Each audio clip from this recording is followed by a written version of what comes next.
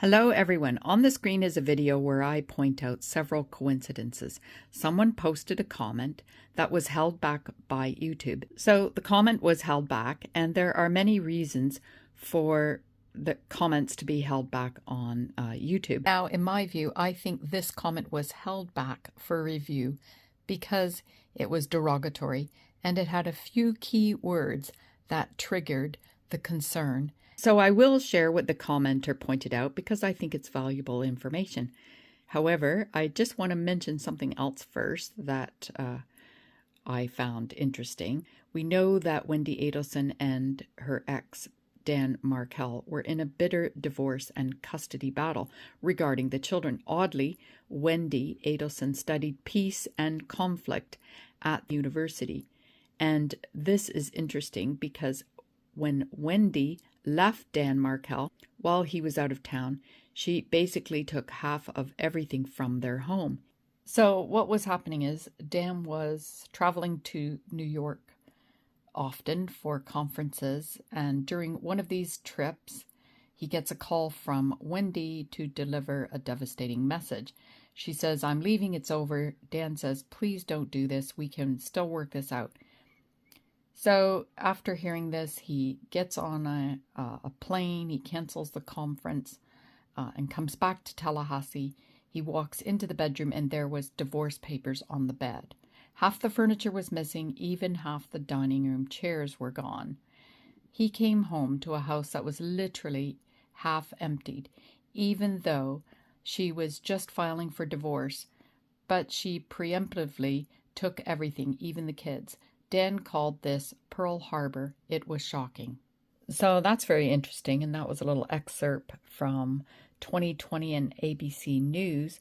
I've left a link in the description area as there is a nice transcript of that. It's no wonder the reason Dan felt it was like Pearl Harbor, because that exit plan would cause the most conflict and confusion.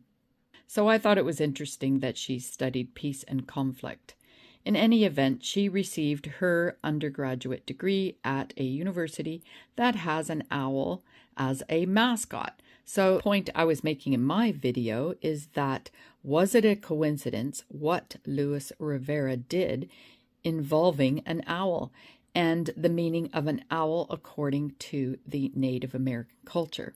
And I thought the meaning of an owl attributed to the owl by the Native American culture was a twofold coincidence in this case. But you'll have to watch the video to find out what I'm talking about. And I did not point out that the owl could be a coincidence related to the university that Wendi Adelson attended, because the t-shirt did not indicate it was related to the university. I believe what the commenter was trying to point out is that Wendi went to a university that has Ollie, the owl, as their mascot. As you can see on the screen, this is the mascot, and it was named for Justice Oliver Wendell Holmes Jr. So the commenter was pointing out that they did not find it a coincidence that Wendi was wearing a t-shirt with an owl on it the day her ex-husband was gunned down, because it was her university's mascot. And I found that by pointing out the connection to Ollie the owl was adding to the discussion. However, it was not shared by YouTube. And though the t-shirt did not indicate it was related to the university, I can certainly see the coincidence that the owl stands for justice, and it was worn on the day that she was being interviewed by the police. Of course, everyone is entitled to their own opinion, and I'm surprised that this viewer did not think it was a coincidence. But you will have to decide for yourself. So check out my video on all the coincidences in this case. There is a clickable link, and come to your own conclusion. Is it a coincidence? As coincidences can have valid, explainable reasons. I'm Karen Cole from Legal Minded Friends. Information is power.